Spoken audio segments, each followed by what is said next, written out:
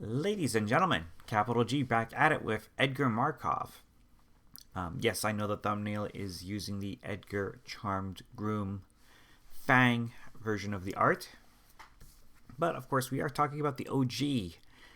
I mean, this guy spiked up in price big time in recent weeks in anticipation of Crimson Vow. I am recording this on Friday, which means it released today. Obviously, pre-release was last week and people already have cards, but that's besides the point. Official release is today, so yeah, that's a thing. As for where this particular art comes from, I forget if it's a Judge promo or if it's a Secret Lair. I think it's a Judge promo, in fact. But I quite like this one too. But I digress. We are talking about the original OG Edgar Markov. Before we dive into the video, just a friendly reminder to come join the Dungeons and Cardboard Discord group. Links are going to be below, and I'm going to see if I can get the link to appear on screen here. If it does, sweet. Then we can just kind of click on that and join the Discord group. Also, links for a recent game that I've been featured in on Bulldog's channel. Amanatu got to do some Amanatu things, so always a fun time. Well, for me anyways. So yeah, be sure to check that out too. And of course, I've started something new called the Double Deck Tech, where I build a deck alongside someone else on the server. So they build the deck, I build the deck separately.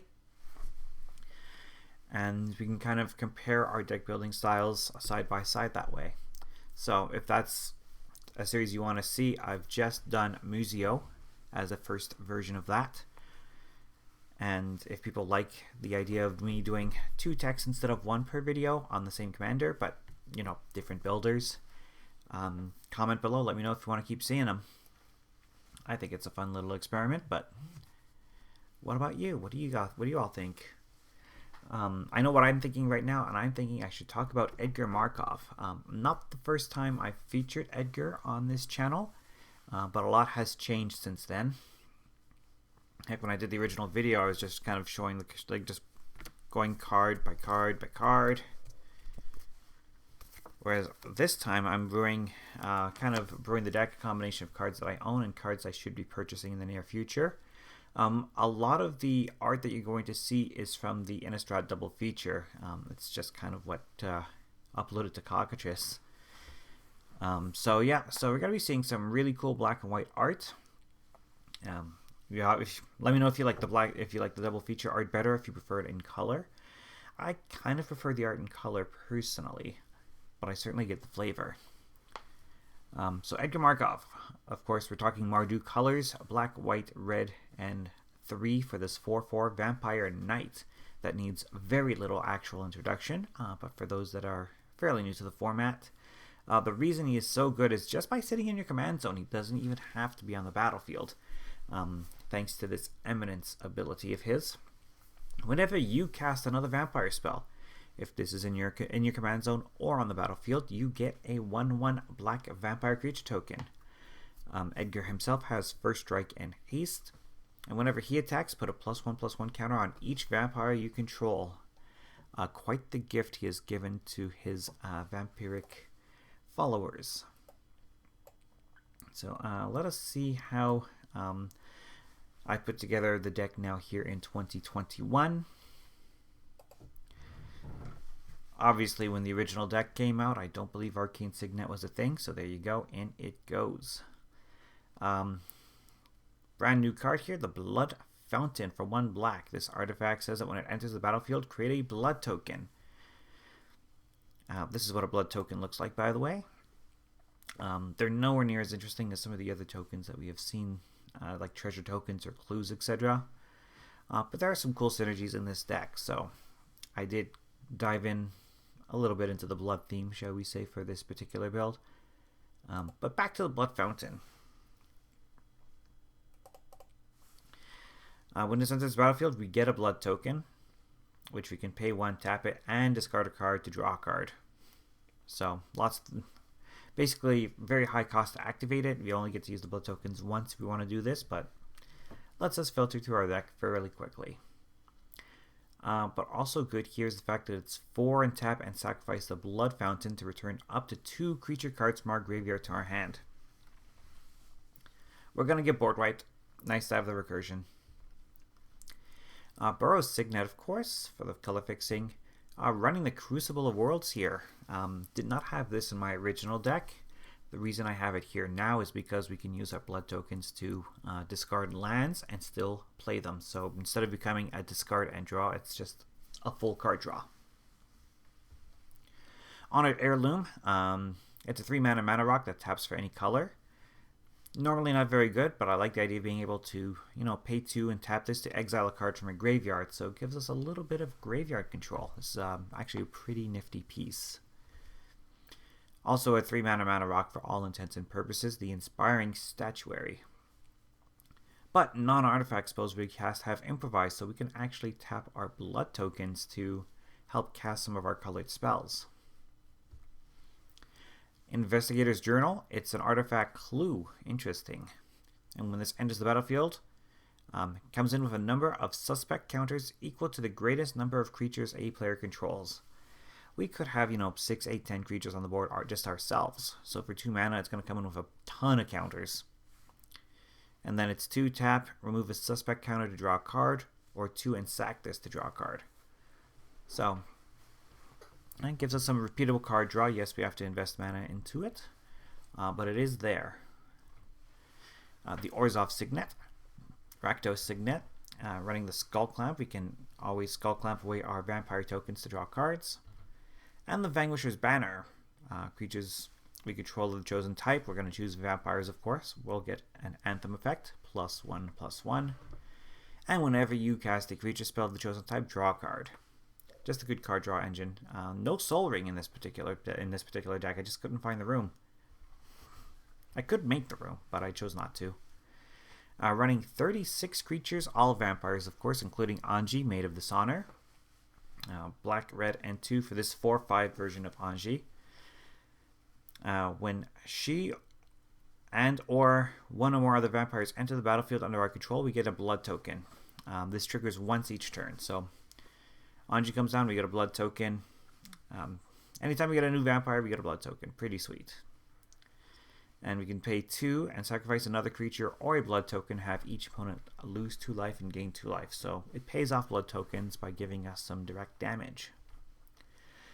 Anawan, the Rune Sage, from a holdover from my original list, but for 5 mana we get this 4/3 Shaman.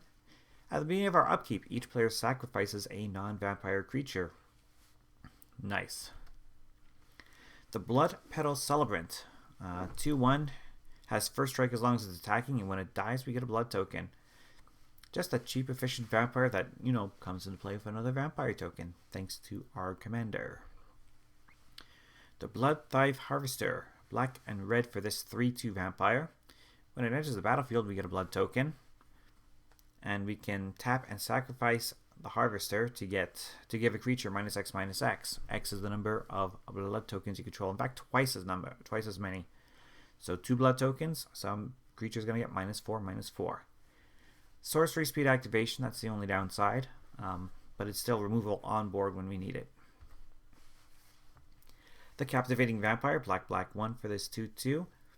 Other vampires we control get +1/+1. Already very good there. Tap 5 untapped vampires we control to gain control of target creature, and it becomes a vampire.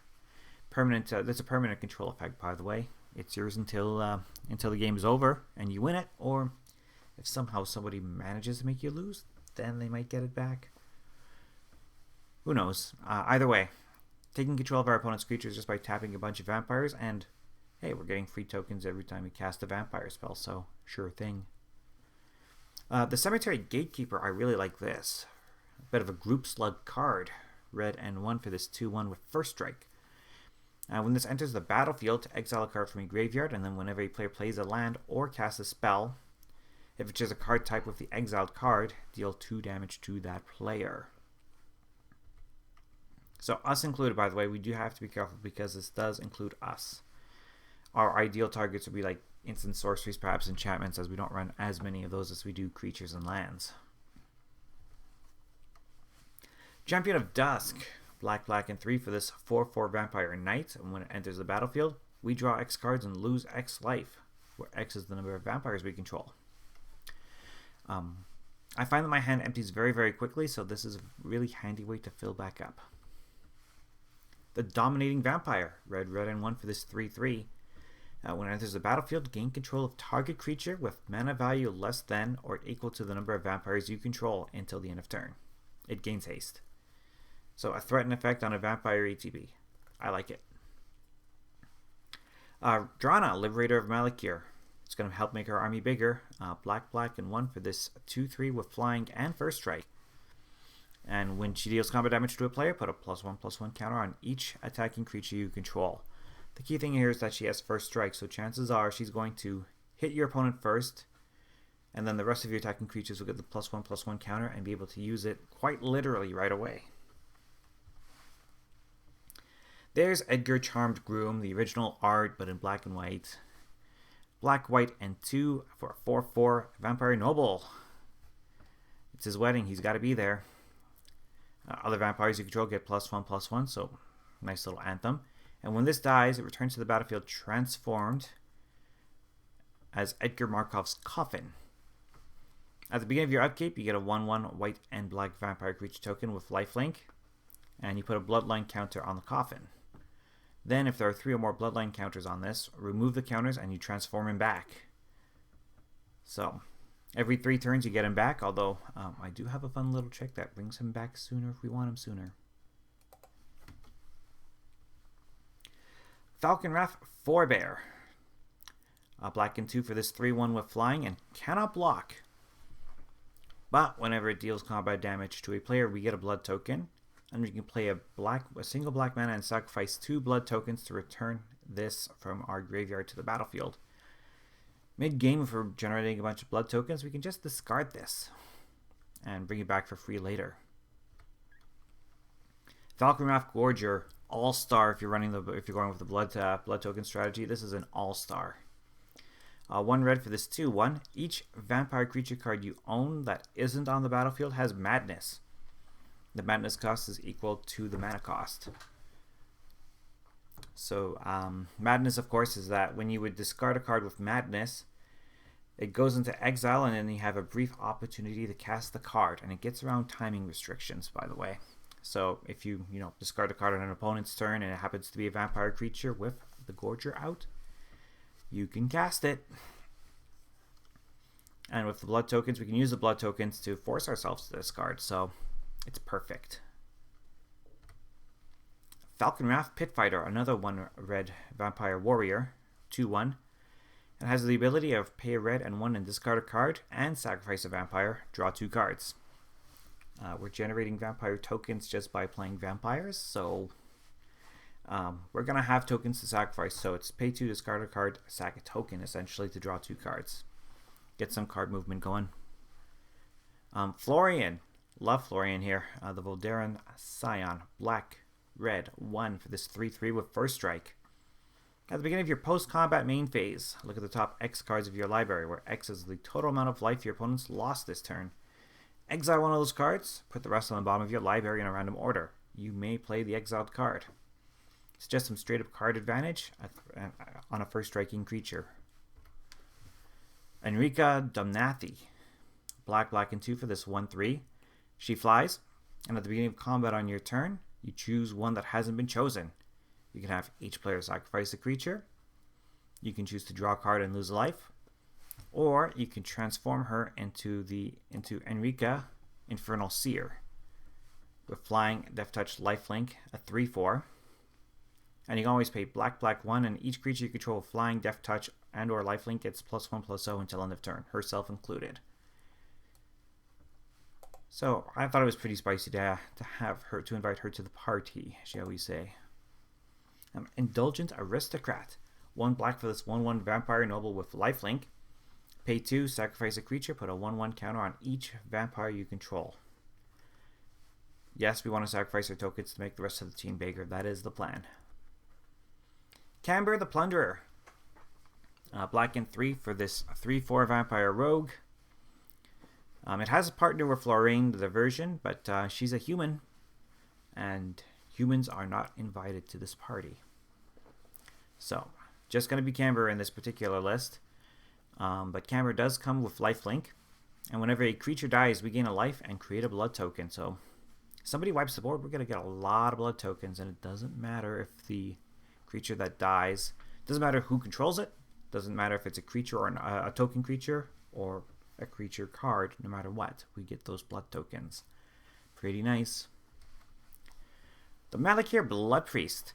One of the reasons why I really wanted to build Markov Vampire Party, but there wasn't enough payoffs. Malakir Blood Priest is a good one though.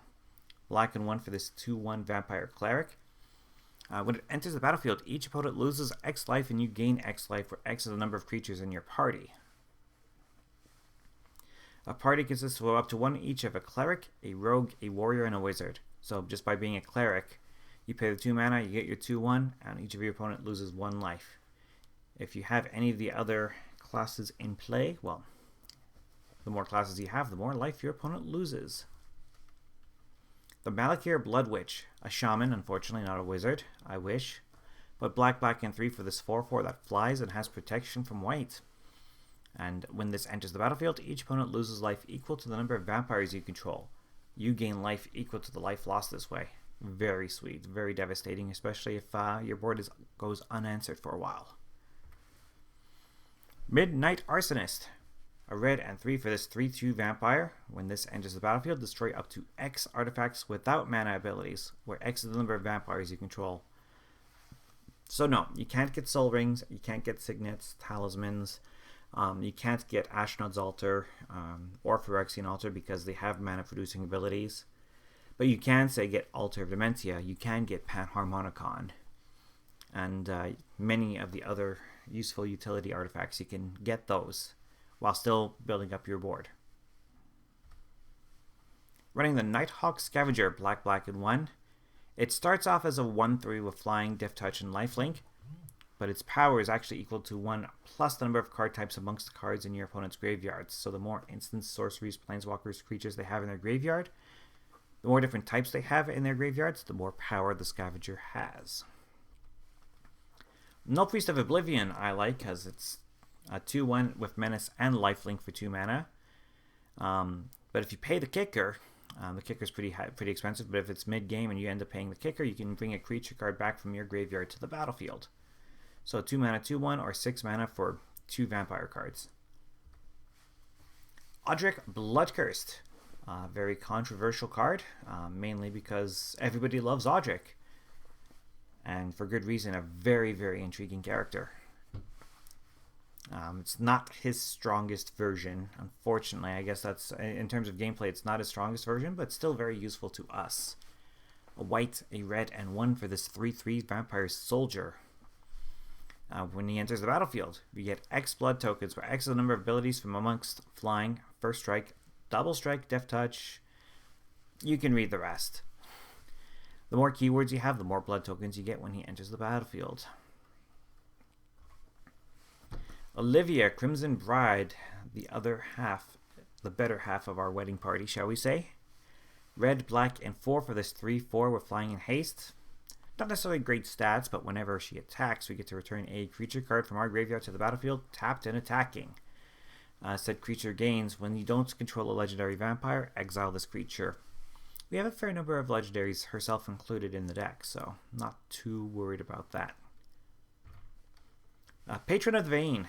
Black, and 4 for this 4/4 Flying Vampire Shaman. And when this enters the battlefield, destroy target creature an opponent controls. Yep, kills a creature, we get a 4/4 flyer, and of course, because of our commander, we also get the token. Pretty decent value thus far. Whenever a creature an opponent controls dies, exile it and put a +1/+1 counter on each vampire you control. Even better. So that includes the one that he kills on ETB, and that includes any subsequent creature killed while it's in play. Restless Bloodseeker. 2 mana for this 1/3. At the beginning of your end step, if you've gained life, create a blood token. Most of our life game is going to come through lifelink combat and lifelink, so perfect. Sacrifice 2 blood tokens to transform the Restless Bloodseeker into Blood-Soaked Reveler. So basically a drunk vampire. 3/3, and at the beginning of your end step, you still gain blood tokens if you've gained life. It also has the activated ability of black and 4. Each opponent loses 2 life and you gain 2 life. So you've got yourself a mana dump here if you need it. Next up is the Sanctum Seeker, coming in from originally from Ixalan. Black, black, and 2 for this 3/4 Vampire Knight. Whenever a vampire you control attacks, each opponent loses a life and you gain a life. We're going wide. We're going to be attacking with 4, 5, 6 vampires. So this is actually going to put in a lot of work and a lot of pressure on our opponents. Strefin, Mara Progenitor, black, red, and 2 for this 3/2 Vampire Noble, the face card of the vampire-themed commander deck coming out with Crimson Vow. He flies, and it says at the beginning of your end step, create a blood token for each player who lost life this turn. We've got ways of making all of our opponents lose life, so nice little synergy there. Whenever he attacks, you may sacrifice 2 blood tokens. If you do, put a vampire card from your hand onto the battlefield tapped and attacking. It gains indestructible until end of turn. So, yeah, he can actually cheat out some vampires for us. Stromkirk Captain. Black, red, and 1 for this 2/2 vampire with first strike, and other vampire creatures you control get +1/+1 and have first strike. The Vampire Nighthawk, black, black, and 1, flying, death touch, lifelink, 2/3. Very, very much a staple card in many formats, especially the standard of its era. Vampire Socialite, black, red for this 2/2 Vampire Noble with Menace. And when this enters the battlefield, if an opponent lost life this turn, it gets +1/+1 counter. Well, not it, but each other vampire you control gets +1/+1 counter. So, second main phase, you've dealt damage to an opponent, drop her, buff the team. And then as long as an opponent lost life this turn, each other vampire you control enters the battlefield with an additional +1/+1 counter. So, she helps your vampires on the board when you cast her, and she helps subsequent vampires after the fact. Voldaren Bloodcaster, 2 mana for this 2/1 with flying, and is a vampire wizard. When this or another non-token creature you control dies, create a blood token. And whenever you create a blood token, if you control 5 or more, she will transform into the Blood Bat Summoner.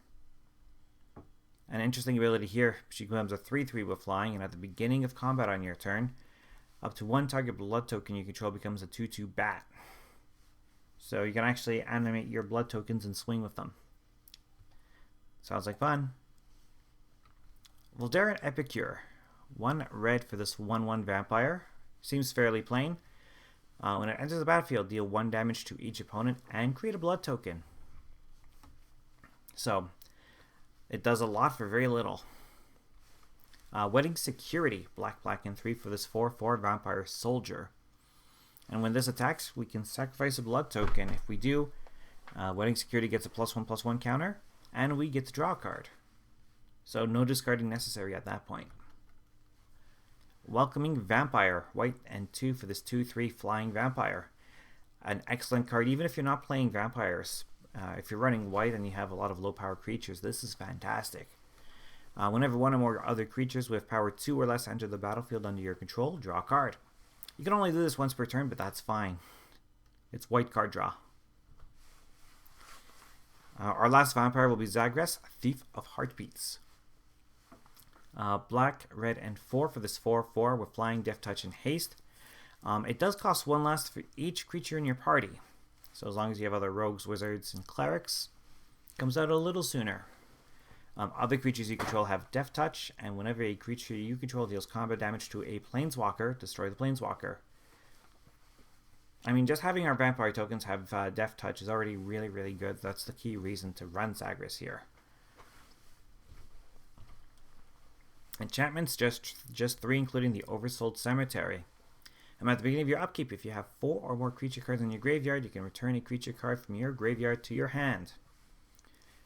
And then we can discard them again with our blood tokens, get them back to our hand, keep discarding them, cycle them that way. So that's the synergy here.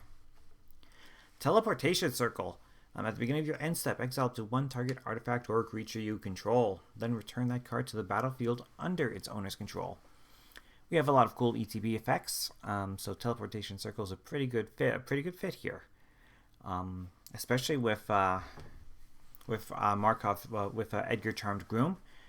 If it's face down as Edgar's Coffin, well, we can actually blink it back face up instead of having to wait the 3 turns. So that's one synergy. That's another synergy too. Keep in mind, we cannot use this on creatures that have protection from white, and we do have a couple creatures with that, so be careful on that front. Our last enchantment is the Meathook Massacre. Big money card from the Midnight Hunt set, obviously, but it's so good here. Black, black, and X. When this enters the battlefield, each creature gets -X until end of turn. Whenever a creature you control dies, each opponent loses 1 life. And whenever a creature an opponent controls dies, you gain 1 life. It just means we get a little bit of Aristocrat synergy here. It's a board wipe as well if we need to wipe the board. And for any creatures that we lose, well, our opponents get punished for it. So, perfect. 4 instants, including the flavorful Fateful Absence. This is depicting Sorin finding out that Markov has been awoken. White and 1 for this instant. That's destroy target creature or planeswalker its controller investigates. So super efficient removal. Gets planeswalkers, gets creatures. Yes, they get a clue, but that means if they want that card draw, they have to spend some resources to get it. So totally okay with this. Infernal Grasp, another great removal spell. Black and 1. Destroy target creature, you lose 2 life. No other conditions. Ritual of Hope. We're going wide, and even though this is meant for humans, the reality is vampires like this too. White and 1 for this instant. Creatures you control get +1/+1 until end of turn. Or if you control 3 or more creatures with different powers, which we are likely to have. Creatures we control get +2/+1 until end of turn instead. Not a typical effect we play in our format, but you might catch somebody sleeping with this. Vampire's Vengeance, a great little mini wipe. Red and 2 for this instant. Deal 2 damage to each non-vampire creature and create a blood token. 35 lands in the deck, but actually before we go to the lands, let us look at our planeswalkers and our sorceries. We have Kaya crashing the party. Black, white, and 1 for this 3 loyalty Kaya planeswalker. Creatures, well, the +1 is creatures we control gain Death Touch, and we get to put a +1/+1 counter on up to 1 target token we control. So, hey, we're running tokens, and we want our tokens to have Death Touch, so 2 excellent synergies with that +1. The -2 says, until end of turn, if one of our tokens would be created under our control, create twice as many instead. So if you have a chance to cast like 2 or 3 vampire spells in a turn, and we've got Kaya out, -2, go nuts. -6, exile all cards from all graveyards, then create a 1/1 white spirit creature token with flying for each card exiled this way. We're not going for the -6, but if it comes up, sweet. Sorin is also here. This is purely a flavor add. Black, black, and 2 for this. Well, I understand why the ladies and a lot of the men are swooning over him. Let's go with that. 4 loyalty Sorin. +1. Look at the top card of your library. We can reveal a card to put into our hand. We lose life equal to its mana value. So a little bit of card advantage. -2. Create a 2/3 black vampire creature token with flying and lifelink. That's never a bad thing. He can defend himself. And -7 to deal 13 damage to any target. And we gain 13 life. That -7 might actually finish someone off if we get to that point. 8 sorceries. Start with the Bloody Betrayal. Red and 2. Gain control of target creature until end of turn. Untap it, it gains haste, and we get a blood token, so a slightly better act of treason. By invitation only, great little board wipe. White, white, and 3. Choose a number between 0 and 13. Each player sacrifices that many creatures. So if we've got an empty board, we can go as high as we like. If we've got a full board, we can just sack our tokens. Either way, great board wipe. Because it's sacrifice, it gets almost everything very easily. Can't stay away. We do have some low-cost creatures. So for a white and a black at sorcery speed, we can return a creature card with mana value 3 or less from our graveyard to the battlefield. The next time it would die, we'd have to exile it. small price to pay. But this does have flashback, so later in the game we can flash it back for 5 mana. The Mythos of Snapdax. Double white and 2. Each player chooses an artifact, creature, an enchantment, and a planeswalker from amongst the non-land permanents they control, then sacks the rest. If we pay a black and a red while we're casting the spell, we get all the choices. Obviously, these are in our colors. We will always cast this for white, white, black, red, and we will always have the choice. New Blood, black, black, and 2. As an additional cost, we get to have to tap an untapped vampire we control. We've got lots to spare. Gain control of target creature and turn it into a vampire. Olivia's Wrath. This one's coming from the Precon, the Crimson Vow Vampire Precon. Black and 4. Each non-vampire creature gets -X until end of turn, where X is the number of vampires we control. Nice. The Rite of Oblivion, a black and a white. As an additional cost to cast the spell, we sacrifice a non-land permanent. It could be a blood token, it could be a vampire token, it could be one of our vampire cards. Whatever we choose, it's basically no cost to us at all, really. And this allows us to exile a non-land permanent, any non-land permanent that we need gone. This also has flashback, so we can cast it again for 4. Remember that we do still need to sacrifice a non-land permanent even if we flash it back. And Tragic Arrogance, here for the same reason as Mythos of Snapdax, except it doesn't have the clause of needing to pay black-white. We can use whatever combination of mana we like, so long as we play at least 2 white. Alright, back to our lands. We did see Ash Barrens was here. We can cycle it for a basic. We're running 35 lands in total here. So Ash Barrens, we're running the Pain land, so Battlefield Forge. Running the Shock, so Blood Crypt. Running the Karoo land, so Boros Garrison is here. The idea here is that we can, tap our lands for mana, play the Karoo lands, and, discard the land that we picked up to our blood tokens. That's the idea here. Caves of Koilos, the Command Tower. Drownyard Temple. This is a land that we can basically pay 3 and just get it back from our graveyard at some point. Running Evolving Wilds, Fabled Passage. The Field of Ruin. If we need to take out a pesky Maze of Vif or something along those lines, this can do it for us. The Godless Shrine. Running the Haunted Ridge, the ones that they're called I believe we call them fast lands. Enters the battlefield tapped unless we control 2 or more other lands. So these are actually slow lands, but turn 1, turn 2 they come in tapped. The rest of the game they come into play untapped. 4 of each of our basics, so 4 mountains. The Nomad Outpost, as it taps for all of our colors. Warzov Basilica. Path of Ancestry. It comes into play tapped, but it can A, tap for all our colors, and B, give us scries whenever we cast a vampire. There are our 4 planes.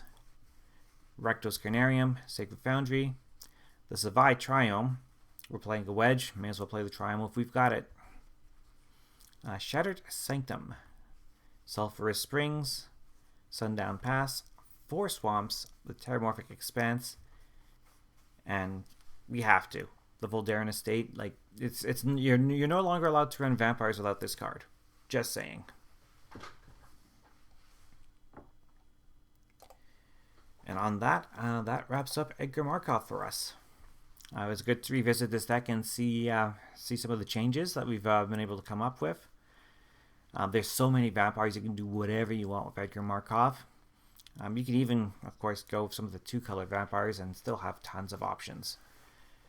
Edgar is still perhaps the definitive vampire deck, but nonetheless, it was, like I said, fun to revisit.